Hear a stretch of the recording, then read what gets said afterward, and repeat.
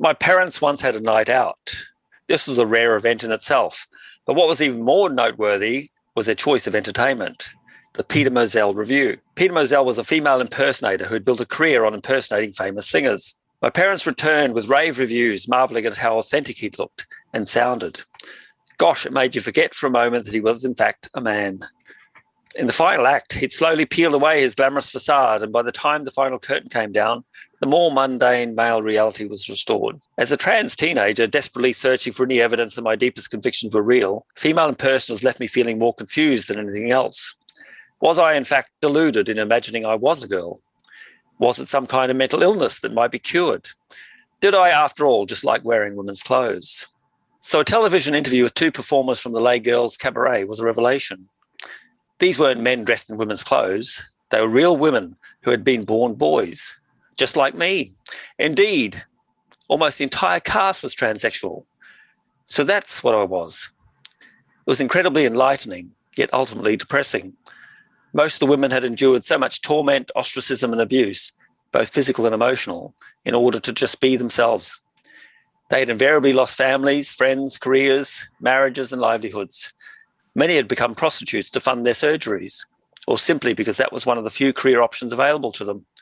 Their lives were built on courage and sacrifice. Watching them with feigned half-heartedness, my heart sank.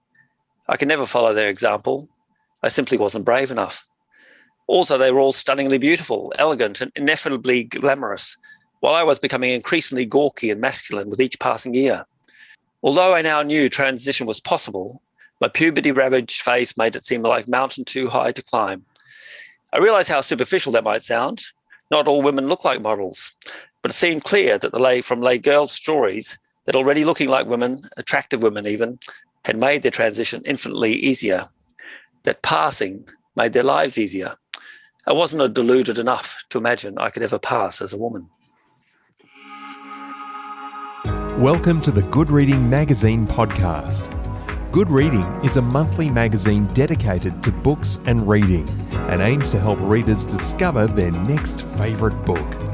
You can find out more about the books discussed on today's podcast at goodreadingmagazine.com.au.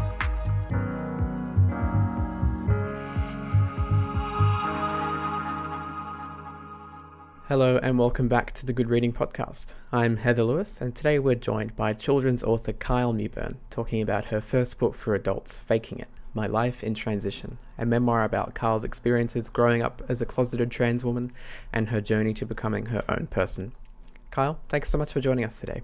Oh, nice to be here. What inspired you to write a memoir about your life and the process of your transition?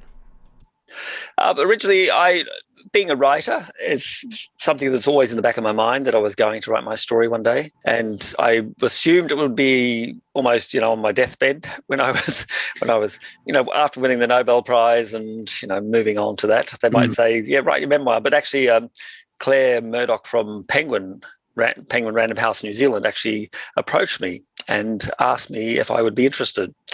And I wasn't sure whether it was timely enough, but then when you see what's happening in the world, you think, well, any contribution I could make would be positive. Yeah, I suspected. I feel like I can make a positive contribution insofar as I'm strong enough to, take the slings and arrows of abuse and whatever comes hurling your way when you're trans, but also that I don't take myself seriously, and I'm through the other side of this lifelong process of getting to know myself and becoming myself.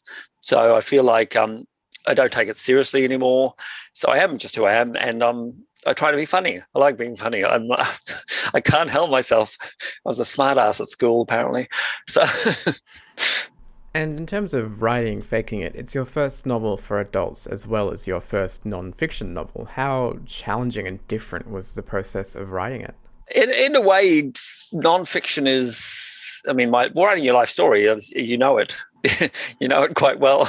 There's no research. I hate research. So if there was any research involved, I would have run a mile. But knowing your own story, the hardest part for me was actually trying to figure out the reality, because you have these images and you have these memories, but how real they are is another question. And also, because my family is not a storytelling family, so we never have anyone sort of, oh, remember the time when, whereas my wife, Marian, her family were always, she's got this whole anthology of stories from her childhood and from her brother's childhood, whereas my family is a blank slate. We never talked about anything that happened. It was like yesterday was gone, move on. And the other complicated, challenging part was to try to put yourself back in there, and because it wasn't just about describing the event, but actually how I was feeling and emotionally and psychologically. And that was, it's hard to do in terms of remembering back to an incident. You can describe the incident, but how you were actually feeling, whether it's true or not, that's the nature of memoir is it's my truth, and the more and as you write, it becomes your truth. Once you see it written down, you think, that sounds valid, that sounds real, that sounds authentic. Okay, this becomes my story and my reality. My family might think differently.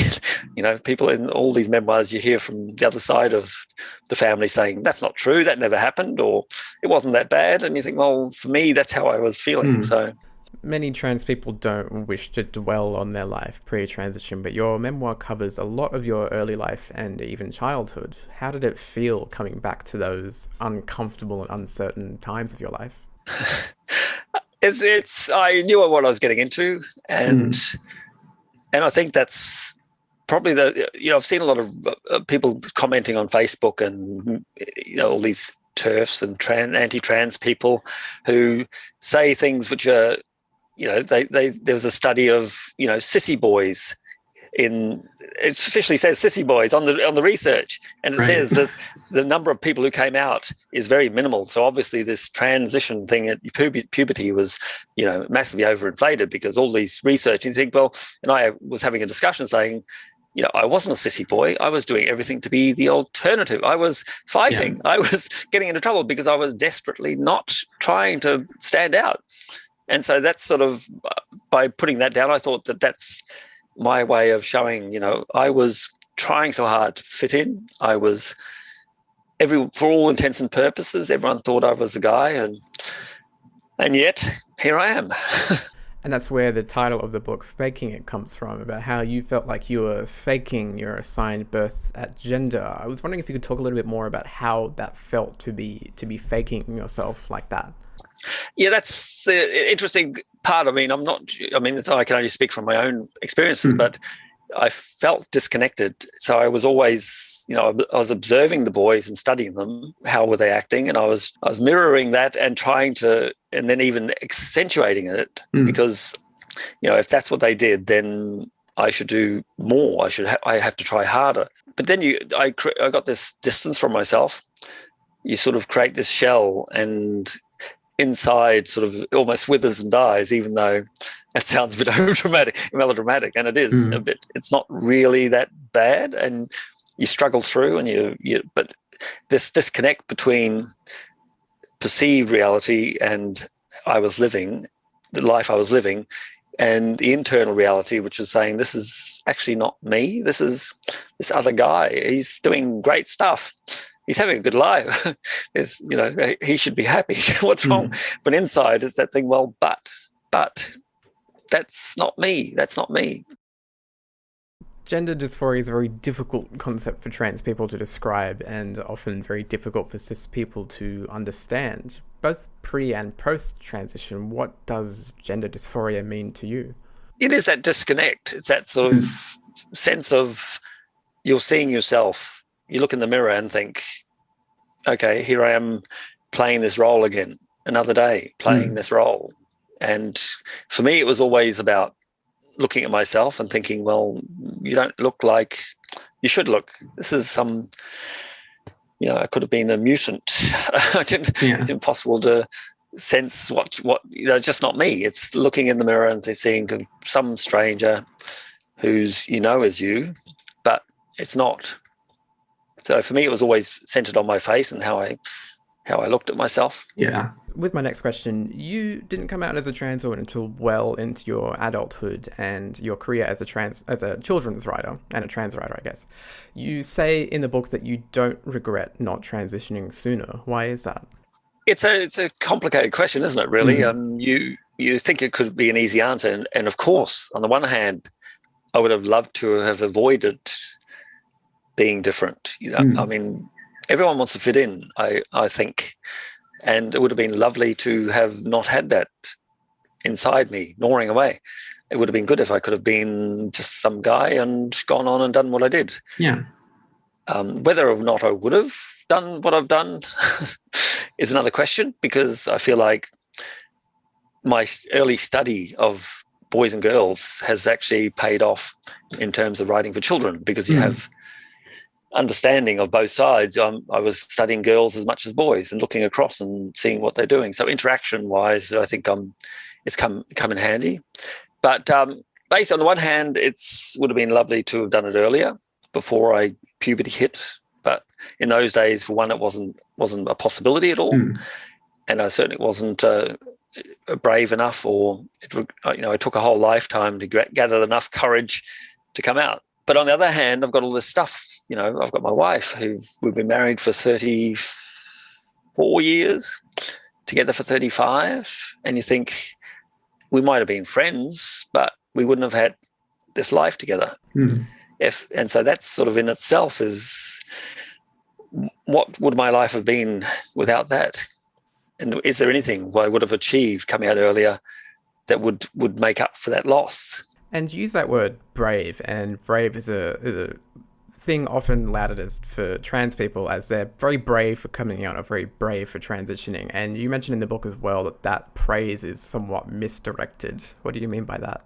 Yeah, totally. I feel like, for one, it's almost a desperation. It's, if you're swimming and get attacked by a shark, then you're not brave if you fight the shark off. You're just surviving. It's all about surviving. It's not, no element of bravery at all involved. Whereas all the people who are willing to swim out to help you, they're brave. People who came before you and fought off the sharks early on, they're the ones who are brave. I feel almost cowardly that I took so long. I waited till all these other people had done the hard work. And it's still, I mean, it is an element of, it is hard still. I mean, it's not like, we're not fated and walking down the street and everyone goes, "Yay, cool, a trans person." I wish, yeah. It's very common for trans people to get rid of their dead names or their birth names in favor of a name they feel fits them better. Yet you've stuck with Kyle. Why was that? I had a lot of thinking about it, but in reality, I feel like Cameron Diaz can do it. I can do it. Yeah, that's a good reason. I know. I thought, and the name's it's not like it's not totally masculine. It is quite neutral in a way. And people said, even now, one of Marianne's friends has said when they say he accidentally, still consistently, which is, I think, well, and then they say, well, it'd be a lot easier if he would change his name, or she changed her name. And Marianne says, but why? It's like, and then they say, well, why not? It's just the name. And then you think, but if it's just the name, why can't you accept that it's just a name and this is my name? And so it's very complicated things going on in people's heads to try to rationalize their lack of consistency with their pronouns. Well, I guess, do you have any advice for listeners who may be struggling with somebody in their life negotiating a change of name or a change of pronouns? I think it is difficult, and for everyone around, it's hard enough just transition part. Trying to get people to say he or she, let alone changing a name. If you've had a name, the longer that you've had it, then it's harder as well. I just think you have to be, people, you look at yourself and think, well, who are you? And I looked at myself and thought, well, I've created Kyle and I feel like I still am. And I feel like, I think almost it's that point of how, I've read and watched on YouTube a lot of, people, trans people who've by necessity drifted far away from their inner reality. Like they've become really, really super butch masculine just to desperately avoid, being seen in any way feminine.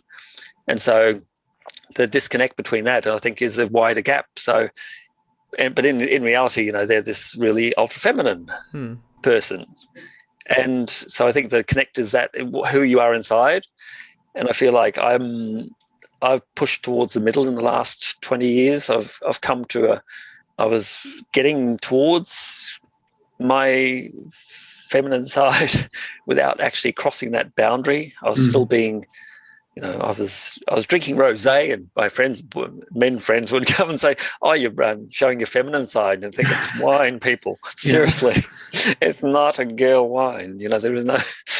And so, I think it's just a question of who are you, and you look at yourself and think, "Yep, that's me." How has your experience as an author and someone within the book industry, how has that been since coming out?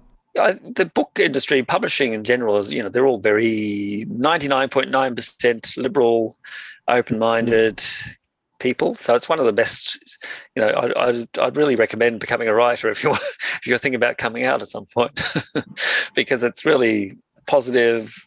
They're all lovely people. So it's been very easy. And as a career, and especially children's writers, as a children's writer, my readership don't know who I am or don't care who I am. There's no awareness that I am what I am. I had a mother email me the other day and said her son, they went on the website, and he was very disappointed to find out I was a woman, because I've written my dinosaur rescue books for 6 to 8 year old boys mostly.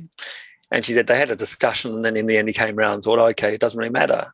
I love the book, so no big deal. Trans voices are very hard to come by in the mainstream books world, especially in Australia and New Zealand. But with books like yours, do you think the situation is improving? I think it has to, and it is slowly.